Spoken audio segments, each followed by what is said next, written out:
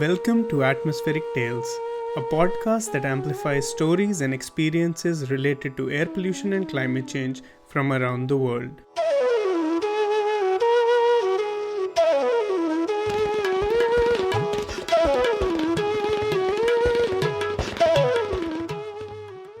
I'm your host Shazad Ghani, and welcome to another episode of Atmospheric Tales.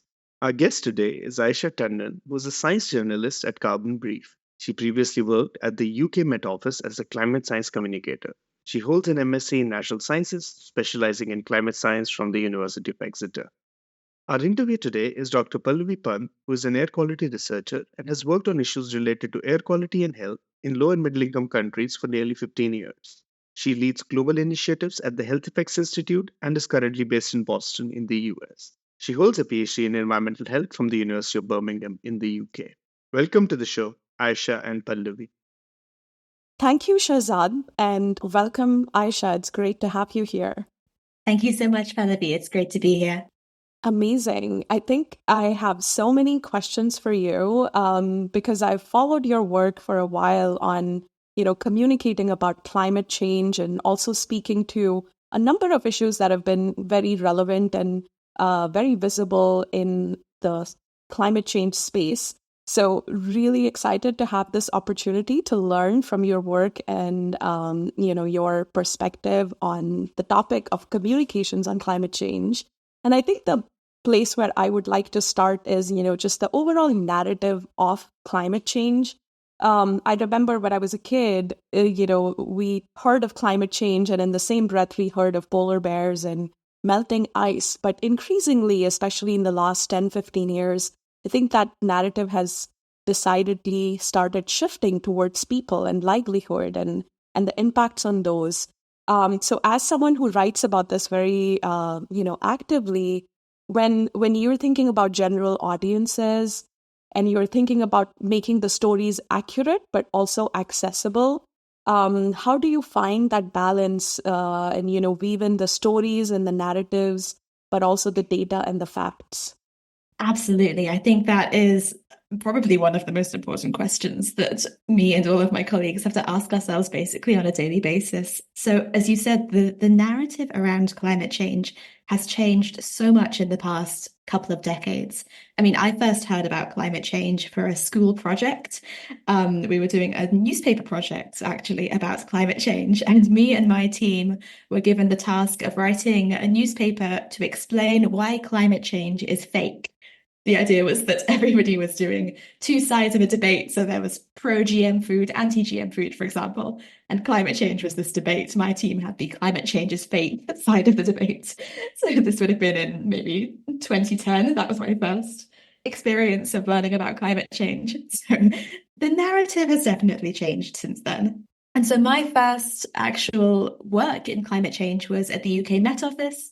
I was working around communications for the government. So I was in a team called Knowledge Integration, and we were doing a lot of work on translating, we called it translating, the science of climate change that the scientists were producing and then disseminating it to the government ministers and to the general public and to the Met Office communications team, and trying to find ways to make this interesting and accessible to people who don't have a lot of time on their hand and often don't have a lot of capacity to get in depth into the nitty-gritty of these stories. And so it really is about who you're communicating to. When we were communicating to that audience, it was a lot about policy relevance. So, for example, a new piece of research on flooding might mean that insurance prices are going to change. That's the thing that policymakers are going to be interested in. And so that's the aspect of that communication that we were focusing on. Nowadays, I work at a company called Carbon Brief, which is a UK-based climate journalism group. And our audience is kind of academics and other journalists and scientists and also politicians as well, people who already have a bit of an interest in climate change and climate science. And so we definitely try to err on the side of being very accurate and complete in our coverage. We try to have a lot of data-driven journalism and really focus on letting the data tell stories. And I think there is sometimes a misconception that when you're using data to tell stories, that it's not interesting or that it's not human. And I really I'm trying to push back against that. I think data-driven stories can be very emotive and very personal and can bring in individual people. And so I think we try to use the data as the seed, if you like, as the beginning of the story, and then use that to broaden out into then being able to talk about people and sort of individual experiences.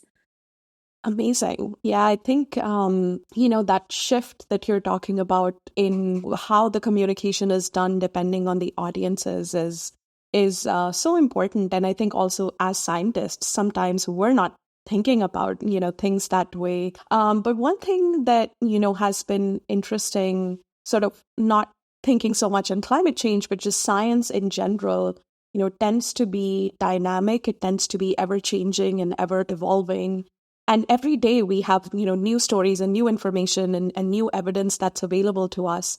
I'm sure as someone who writes about these data and these advancements in science, you're also constantly, staying informed about these developments. So, as scientists, we tend to write a certain way a lot of times, not always, but a lot of times scientists write for other scientists in journals and in that very scholarly language.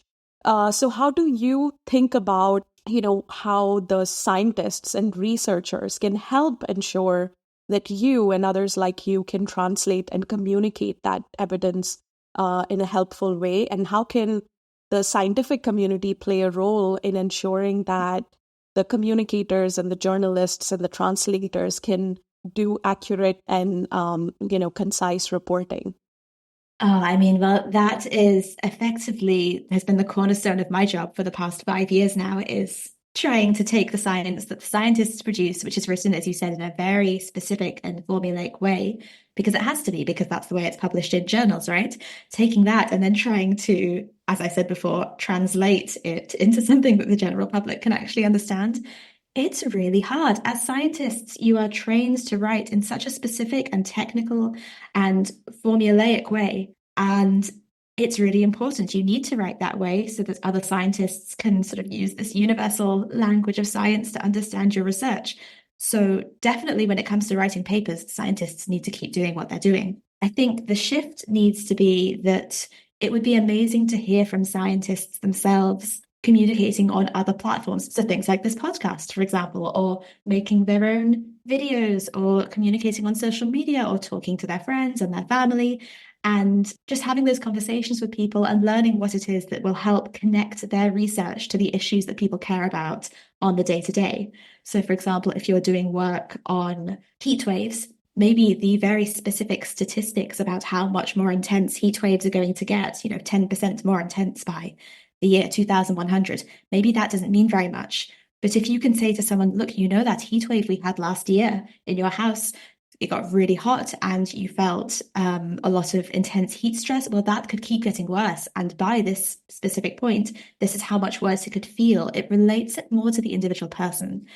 And so I think there's a tendency for the general public to see science as kind of divorced from reality. Like, scientists sit in their academic scientific bubble, and then the general public sits in their general public bubble, and the two things don't interlock at all.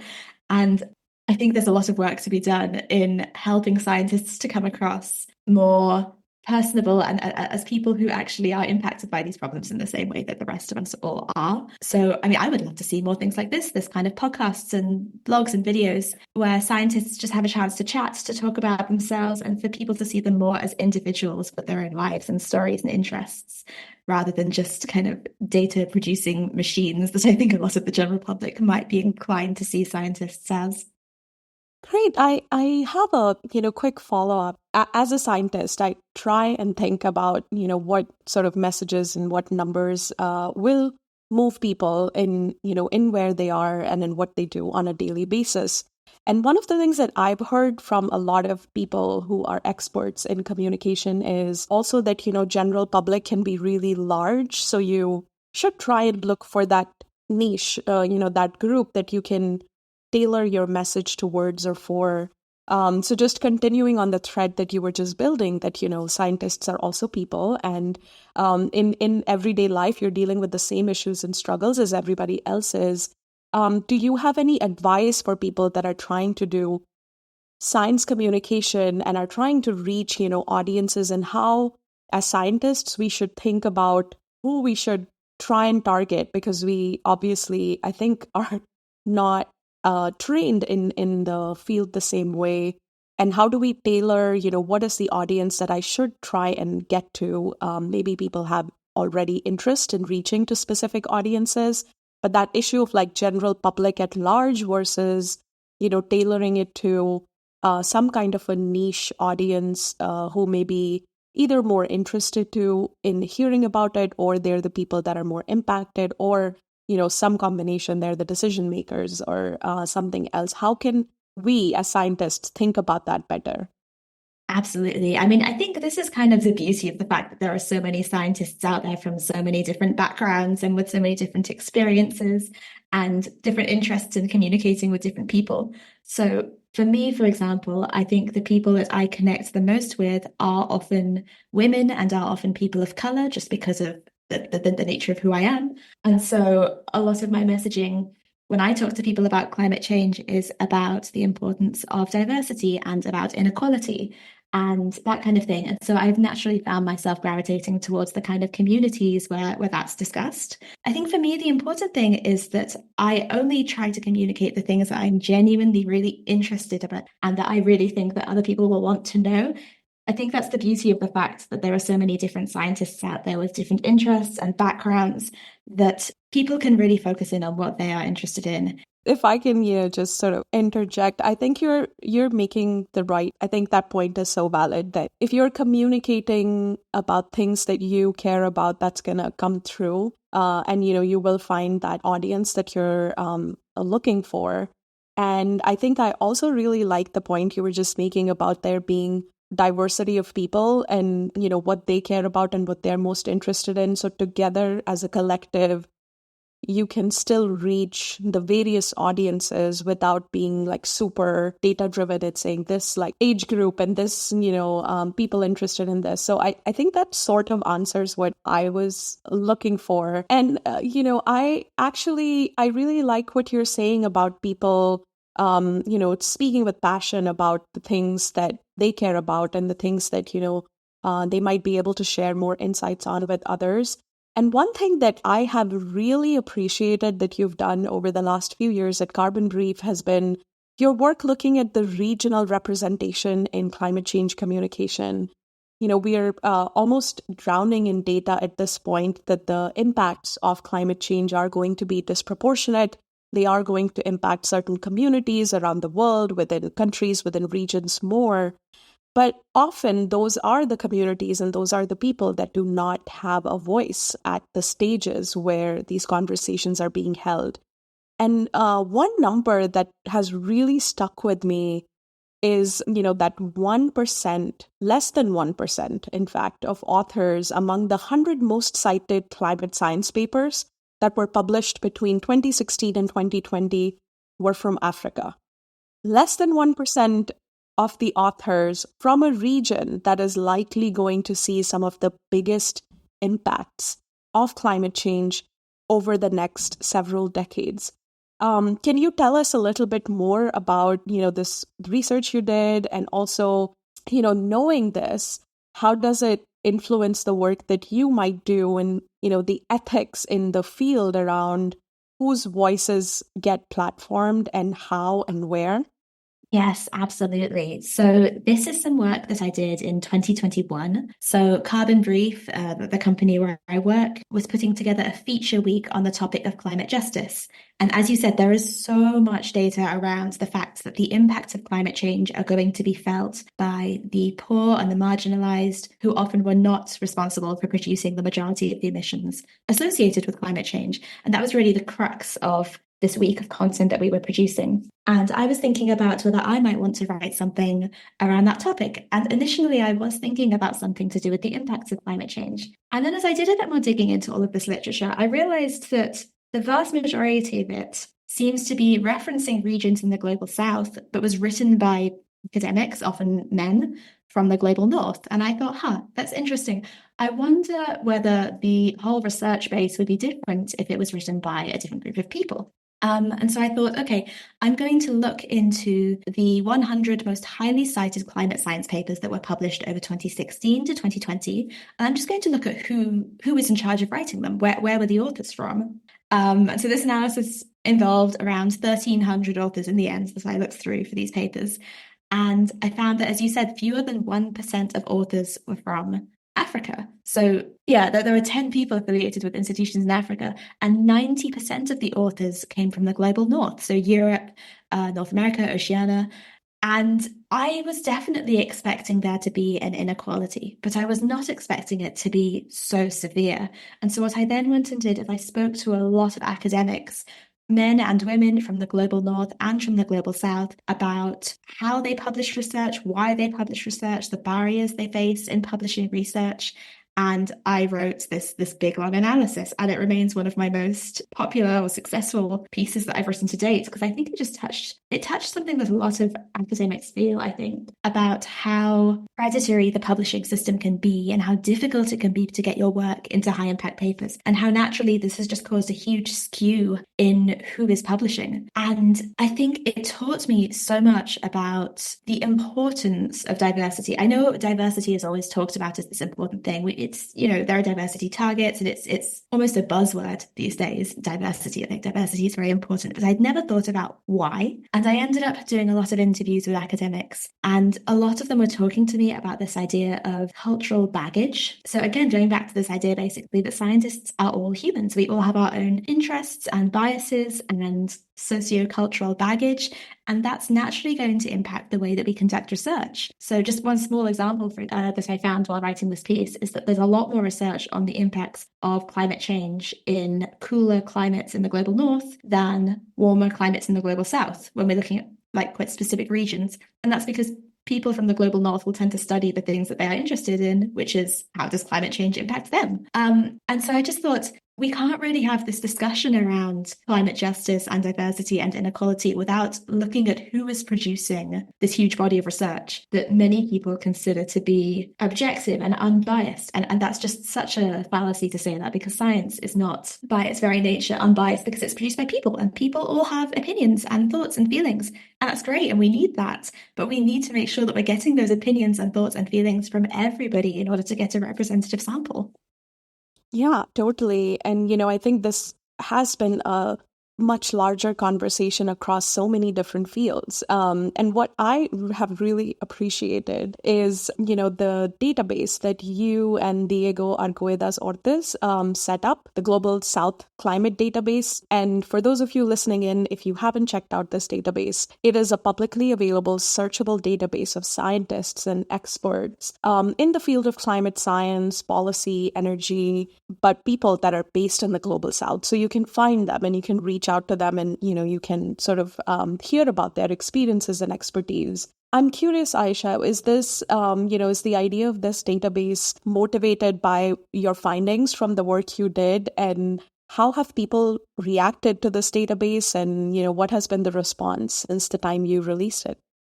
Yes, 100% it was motivated by that research.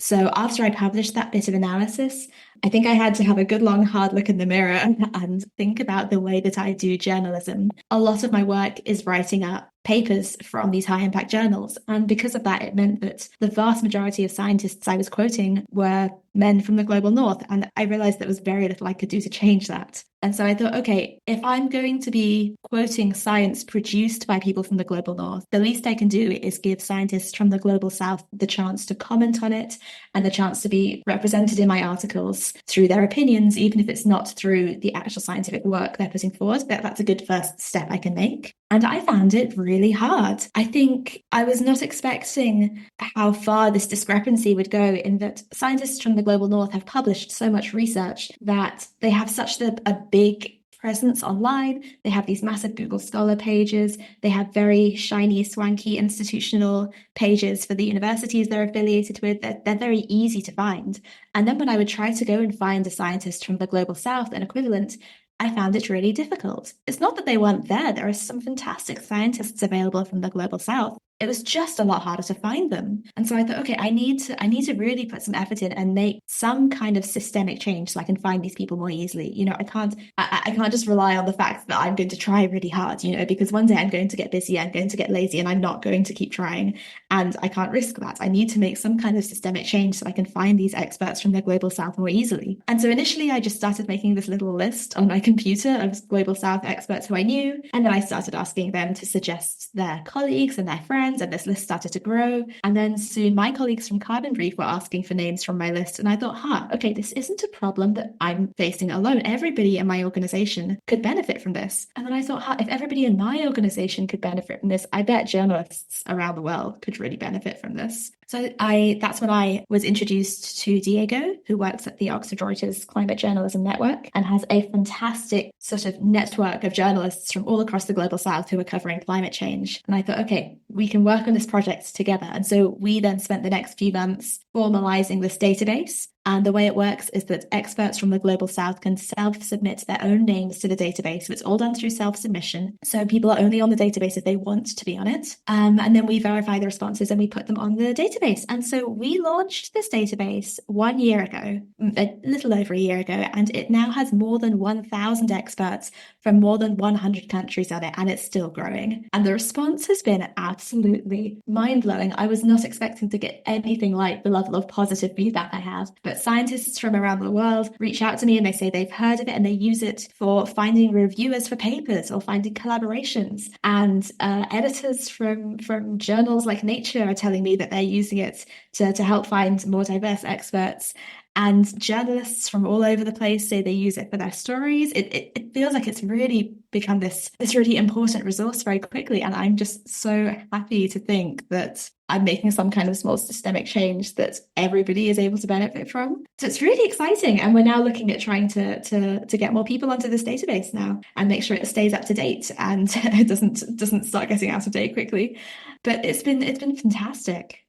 Wow. Over 1,000 people from, over 100 countries. That's like wonderful to hear. And I have to admit, I have used the database as well at times because, for all of the reasons you mentioned, it's so easy to find, people in the global north, but it just gets harder to find the right people because there's wonderful people doing great research and it's just harder to get to them. So thank you to you and Diego for setting this up. I think it has been a fantastic resource for many, many people. And I think since you have been working in the field of science, journalism and journalism, the other question that I would love to get your thoughts on is, the broader field, looking beyond just climate change, the field of journalism has seen like disruption in the last several years. A lot of people are not getting their news from the traditional, news platforms, and social media and, other channels of communication are becoming increasingly important. They're also becoming important because of the rampant misinformation on these platforms. We could probably count, a million examples just from the pandemic where this became a big issue. But from your,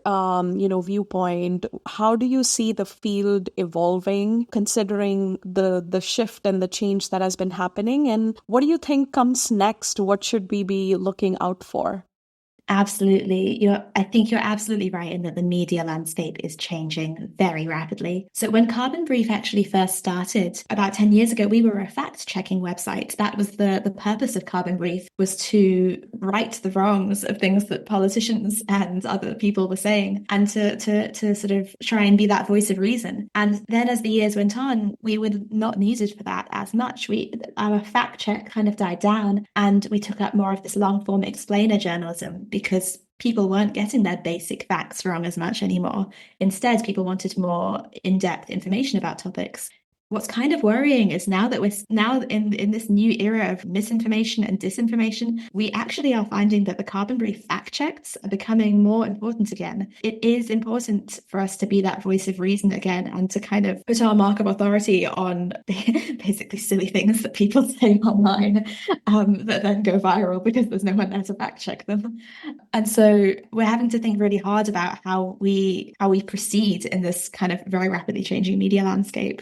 So I think a lot of the things that that my colleagues and I are noticing is that people are trusting individuals and brands a lot more. So, for example, Carbon Brief is considered quite a trusted resource. A lot of our readers really like Carbon Brief content, and more are coming for our newsletters, which come just straight direct from us to them, because it's like a clear and reliable communication from a source that they trust. Equally, as you said, a lot of people are going to social media, which comes with all kinds of pros and cons.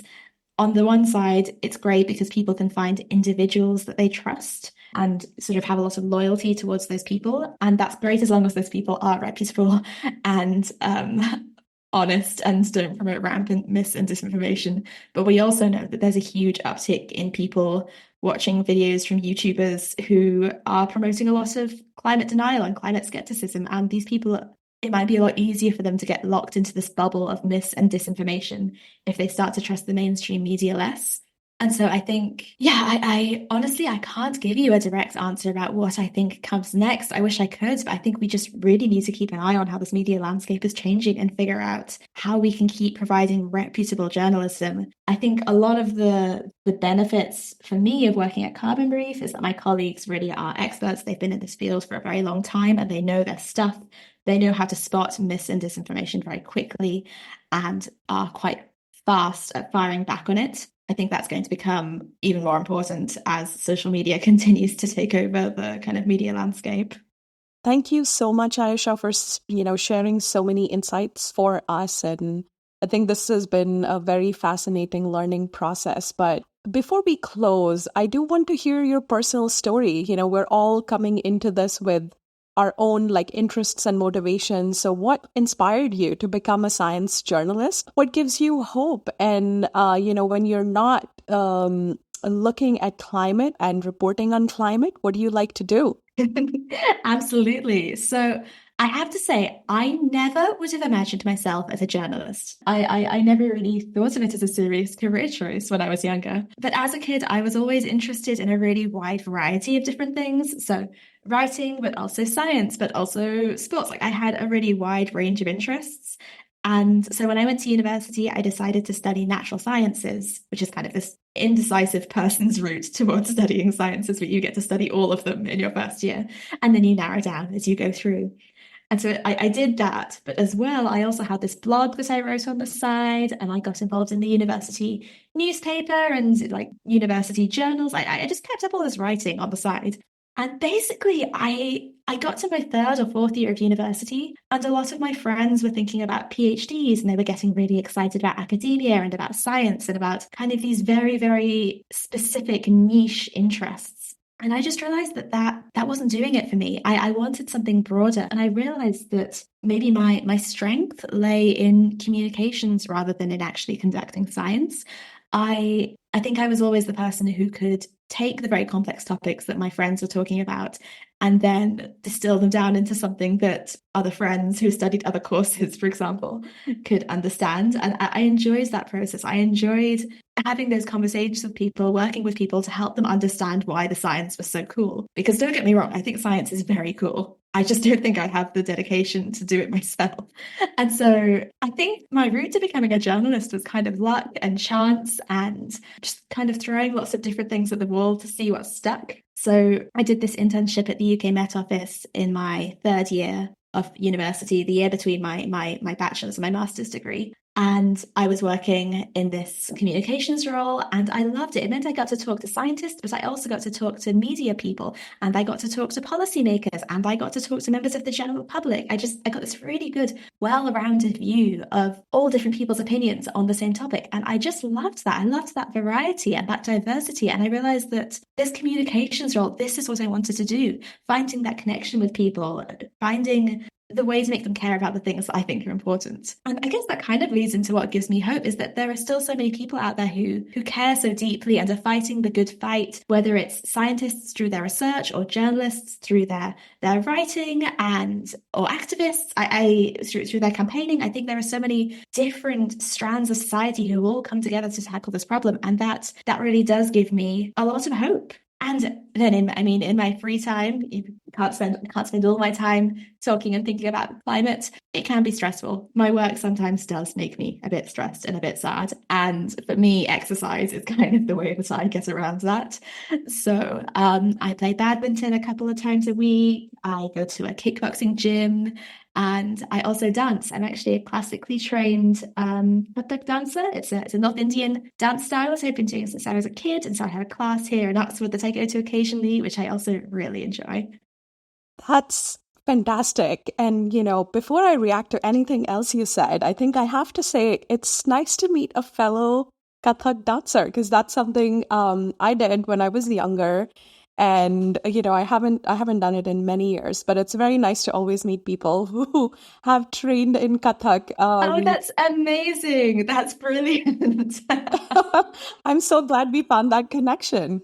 Thank you, Ayesha. This has been, fascinating. I really wish we had longer, but, a couple of things that I think have really stuck to me, especially from this last piece you said, is so much about, the collective and different people playing a role in that collective with the scientists and the journalists and the activists and everybody else who's been a part of this journey. And I'm very glad you found your calling in journalism and you've been, doing all this wonderful work.